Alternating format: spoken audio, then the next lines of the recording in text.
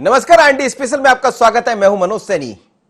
दो बड़ी खबरों पर हम बात करेंगे, लेकिन बड़ी खबर अब यह भी है कि लीला राम की।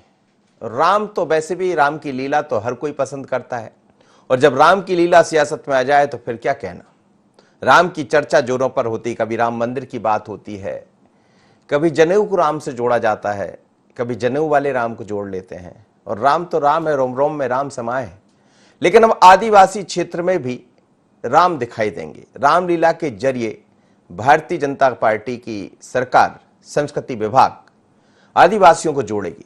हर क्षेत्र में जाकर रामलीला होगी, और राम कथा से क्या मिल जाएगा राजपाट। राजपाट तो है ही भारतीय जनता पार्टी का, मध्य प्रदेश में भी है, देश में भी है, और राम की बात तो हमेशा बीजेपी करती भी रही है। पर अब संस्कृति विभाग एक तैयारी कर रहा है, और तैयारी यह है कि वनवासी क्षेत्रों में, वनांचल क्षेत्रों में एक टीम होगी, रामलीला करने वाले जाएंगे और रामलीला करेंगे। यानी राम के जो मर्यादा पुरुषोत्तम भगवान राम है, उनकी लीला से वाकिफ कराएंगे जनता को, और राम से जोड़ेंगे आदिवासियों को। वैसे भी आपको याद होगा कि राम से तो कौन नहीं जुड़ा, राम से हर वर्ग जुड़ा है। लेकिन जब इसको दूसरी तरह से देखा जाए, जोड़े जाने लगे, तो फिर सवाल भी खड़े होते हैं। लेकिन अब रामलीला होगी वनों में। क्या कहा संस्कृति मंत्री उषा ठाकुर ने, सुनिएगा। रामलीला निरंतर इस देश में होती ही आई है, और संस्कृति विभाग इसका आयोजन निरंतर करता ही आया है। इस बार जनजाति क्षेत्र के बच्चों को भी अभिनय के लिए इसमें चुना गया। एनजीओ को विभाग इसका प्रशिक्षण कर रहा है, बच्चों को बुलाकर। जो नेहरू युवा केंद्र हमारा सब जिलों में व्याप्त है, वहीं से बच्चों का चयन हुआ है और विभाग उनको प्रशिक्षण कर रहा है। जनजाति समाज तो अनादिकाल से भगवान श्री राम के साथ कंधे से कंधा मिलाकर खड़ा हुआ है। माँ शबरी उनकी प्रेरणा स्रोत हैं। ये सब कूट रचित षड्यंत्र हो सकते हैं। भारतीय संस्कृति इतनी संवेदनशील है कि पूरी की पूरी संस्कृतियों को संरक्षण और सुरक्षा कहीं मिली है तो वो भारत की भूमि पर मिली है। पूरा विभाग दमदारी से उस मुकदमे को लड़ रहा है, खासगी ट्रस्ट वाले को, और कोई हड़प नहीं पाएगा। जिसका हिस्सा है वहीं पहुंचेगा। वो जन कल्याण आध्यात्म की साधना का स्थान है, तो उसी के लिए सुरक्षित। चलिए, उषा ठाकुर जी बात कर रही थी, लेकिन इसमें दिलचस्प ये भी होगा कि जो आदिवासी क्षेत्र के बच्चे हैं वही राम का पात्र निभाएंगे, वही राम की लीला को समझेंगे और उस पर लीला को घर घर तक पहुंचाएंगे। अच्छी बात है। राम के चरित्र को यदि सब अपने जीवन में उतार ले तो जीवन के लड़ाई झगड़े तमाम तरह की चीजें खत्म हो जाए। लेकिन अब राम पर सियासत भी है। मेरे साथ इस वक्त उमेश शर्मा जी जुड़ रहे हैं, भारतीय जनता पार्टी के प्रवक्ता है, साथ ही दुर्गेश शर्मा जी कांग्रेस के प्रवक्ता है। उमेश जी, ये जो प्लान है संस्कृति विभाग का, प्लान अच्छा है कि राम घर घर, वैसे भी राम तो रोम रोम में बसे हैं, पर क्या आदिवासी बच्चों के जरिए अब आदिवासी क्षेत्रों में भी राम को मिलाया जाएगा, वाकिफ कराया जाएगा? क्योंकि दूसरी बातें भी उठती रही है आदिवासी क्षेत्रों की कि धर्म का परिवर्तन होता है, तमाम तरह की बातें देखने में आती। देखिए, मुझे लग रहा है मनोज जी कि ये तो स्वयं सिद्ध है कि भगवान राम जो है वो भारतवर्ष की आत्मा है। भारतवर्ष के कण कण में, रोम रोम में राम रमे हुए हैं। तो राम का आख्यान लोगों तक पहुंचाना है, ये केवल इसका उद्देश्य नहीं है। इस पूरे अभिनव आयोजन का उद्देश्य यह है कि राम का जो चरित्र है, राम का जो उदात्त चरित्र है, राम जो भारत की पहचान है, राम जो भारत की आस्था के मान बिंदु है, वो आस्था का मान बिंदु अंतिम छोर तक जागरण के रूप में पहुंचना चाहिए।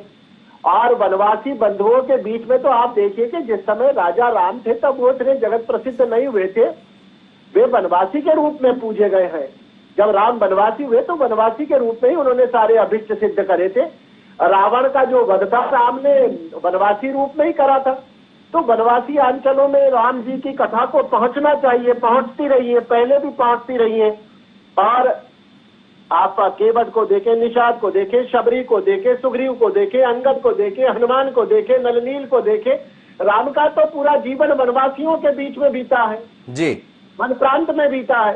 तो मुझे लग रहा है कि उषा ठाकुर जी और उनके विभाग को मैं बहुत आत्मीयतापूर्ण धन्यवाद देना चाहूंगा कि एक अभिनव आयोजन किया जा रहा है। और सबसे बड़ी इसमें जो विशेषता है मनोज जी, वो विशेषता ये है कि जो अभिनय के लिए पात्र चुने गए, चाहे जाम्बवंत का पात्र होगा या दशानन का पात्र होगा या राम का होगा, भरत का होगा, शत्रुघ्न का होगा, जितने भी पात्र चुने गए हैं वो वनवासी अंचलों के बच्चों को ही बनाया गया है।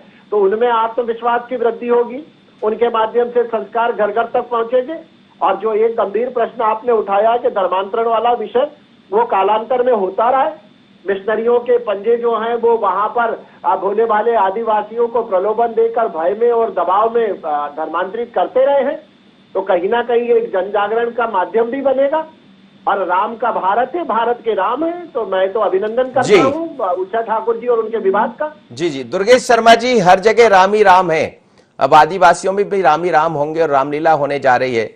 मुख्य बात यह है कि आदिवासी बच्चे ही इसमें पात्र होंगे। अच्छी बात है सर, कोई बुराई नहीं है। बच्चों को कुछ सीखने का मौका मिलेगा। और रामचंद्र जी को या रामचरितमानस और रामायण जो है वो कोई एक पढ़ने वाली किताब नहीं है। वो एक ग्रंथ, ऐसा ग्रंथ है जो हमारी जीवन शैली, हमारे पूरे हिंदुस्तान को कैसे क्या जीना है, कैसे व्यक्ति को रहना है समाज में, किस तरीके समाज का गठन करना है, ये सब चीजें उसमें सीखने को मिलती है। अच्छी बात है। बस एक ही चीज से मुझे थोड़ा सा नाराजगी है और मुझे वो बार बार खटक रही है। तो उमेश जी ने बात बोली, बहुत सही बातें बोली, मैं उनकी बातों का समर्थन करता हूँ। पर ये बोलना कि जो आदिवासी क्षेत्र है या आदिवासी लोग हैं वो राम को पहचान पाएंगे, ये समझ से परे है। एक तरफ हम और आप सब मानते हैं कि रामचंद्र जी और आदिवासी समाज या वन जंगल में रहने वाले सभी लोग उनके हमेशा सहयोगी, साथी, मित्र, सखा सब रहे हैं। और उनके साथ ही उन्होंने जो पूरी लीला रची है वो पूरी उनके संघ के सहयोग से रची है। फिर ये कौन सी बात हुई कि उनको पहचान करवाने या उनको बताने के लिए कि रामचंद्र जी क्या है? भैया वो हमको बता सकते हैं, वो हमें समझा सकते हैं। जो लोगों को नहीं मालूम, केवल वो आदिवासियों को ये कहना कि नहीं साहब उनको रामचंद्र जी के बारे में मालूम नहीं है, इसलिए हमें बताने के लिए ये आयोजन करना पड़ रहा है। वैसे उमेश जी बहुत सारे नाम गिना रहे थे, नल, नील, अंगद, सबरी, निषाद। जी मैंने खुद ही कहा ना जी कि सखा भी रहे हैं, मित्र भी रहे हैं, सहयोगी भी रहे हैं। निषाद राजा उनके मित्र रहे हैं, साथ में पढ़े हैं, वो भी जंगल के राजा हुआ करते थे। तो ये सब चीजें तो पूरा इतिहास सबको मालूम है, पर इस इतिहास को इस तरीके से प्रस्तुत करना कि आदिवासी लोगों को इसके बारे में मालूम ही नहीं है, अब हम उनको बताने जाएंगे, आप कोई एहसान करने जा रहे हो। ये सरकार जिस तरीके से आदिवासी समाज के संग में अपना जो चरित्र प्रस्तुत कर रही है या आदिवासी समाज को जो है दूर करने का प्रयास कर रही है या उनको ये सिद्ध करने का कि नहीं आपको कुछ समझते ही नहीं है, ये गलत है। ऐसा प्रस्तुति नहीं होना चाहिए। उमेश जी, इसमें कहीं कोई राजनीति है क्या? दुर्गेश जी कह रहे हैं। नहीं, मुझे लग रहा है कि मैंने तो ऐसा कोई शब्द कहा नहीं है कि हम उनको राम के बारे में बताइए। मैंने कहा कि राम तो जो है वो भारत की आत्मा है और भारत की आत्मा में हम सभी समाविष्ट हो गए, चाहे वो वनवासी अंचल में निवास करने वाला बंधु बहन हो या हम लोग हो जो सामान्य रूप से शहरी जीवन जीने के अभ्यस्त हो गए हैं। तो राम तो सबके हैं। और मैं दुर्गेश जी से सहमत हूँ कि राम के चरित्र के बारे में किसी को समझाने की आवश्यकता नहीं है, पर राम के चरित्र का अनुकरण करा जाए, राम के चरित्र से प्रेरणा प्राप्त करी जाए। राम हमारे आदर्श है और उन्होंने एक मर्यादा का जीवन जिया, ये भाव बार बार हमारे सामने उपस्थित होना चाहिए। इसके पीछे की भावना यह है। और रामलीला के प्रसंग तो सब दूर होते हैं, केवल वनवासी अंचलों में होते हैं ऐसे नहीं है। मुझे लग रहा है कि भारतवर्ष की वसुधा का कोई भी ऐसा भूभाग नहीं है कि जहां पर रामलीला का चित्रण नहीं करा जाता है। तो इसका मतलब ये नहीं है कि वो लोग राम से अनभिज्ञ हैं। बार बार रामलीलाएं करने से, बार बार रामचरितमानस के पाठ कराने से, बार बार सुंदरकांड के आयोजन करने से, बार बार हनुमान चालीसा के सामूहिक पाठ कराने से उसके पीछे का भाव ये होता है कि जो हमारे प्रभु परमेश्वर है उन्होंने जो औदार्यपूर्ण जीवन जिया है, उन्होंने जो धर्म शासन की स्थापना के लिए अपने जीवन का परित्याग करा है और जिन्होंने कंटकाकीर्ण मार्ग केवल इसलिए अपनाया था कि समाज में एक मर्यादोचित जीवन पद्धति का निर्माण हो।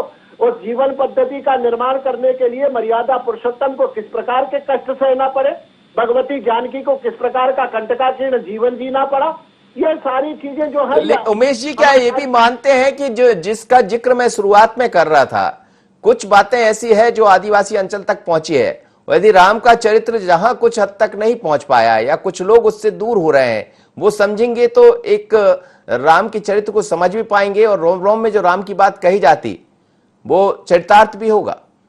मनोज जी, इसमें एक बात जोड़ना चाहता हूँ आपकी बात जी। राम के चरित्र से भारत का कोई भी व्यक्ति अनभिज्ञ नहीं है, कोई भी व्यक्ति अनभिज्ञ नहीं है।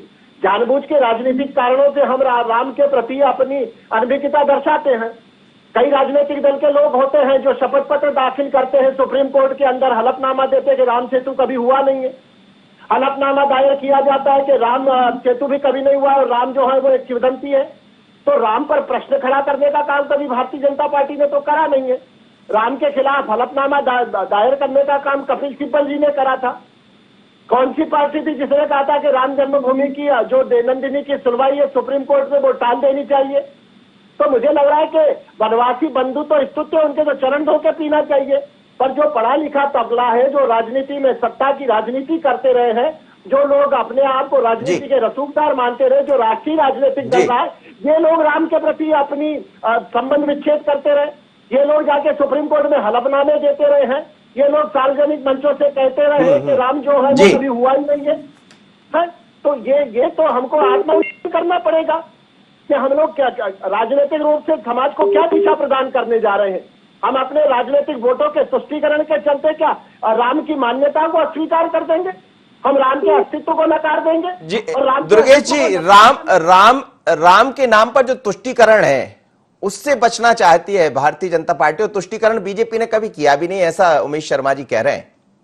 उमेश शर्मा जी की कई बातों से पूर्णतः सहमत हूं, पर कुछ बातें जो राजनीतिक स्वरूप में कह रहे हैं उसमें वो जरा देख लें कि आज स्थिति क्या है और क्या हो रहा है और क्या चीजें आज संस्कृति विभाग कह रहा है। संस्कृति विभाग का कहना है, जो आज मीडिया में और सोशल मीडिया में और मीडिया के माध्यम से हमारे तक आया, आदिवासी समाज को भगवान राम की याद दिलवाने संस्कृति विभाग आदिवासी क्षेत्रों में रामलीला का आयोजन करेगा। ये उषा ठाकुर जी का कहना है।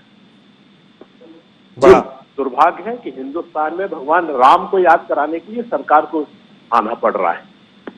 इसका मतलब यही है, कहने का इनका मतलब यह है कि आदिवासी अंचल के लोग भगवान राम को भूल गए। मैं इसी का विरोध करता हूं। ये संस्कृति, ये सोच आदिवासी समाज के प्रति एक अलग विचार पैदा कर रही है, जो हिंदुस्तान के लोगों में या आदिवासियों के लिए या मेरे लिए और आपके लिए उचित नहीं है इस तरह के शब्दों का प्रयोग करना।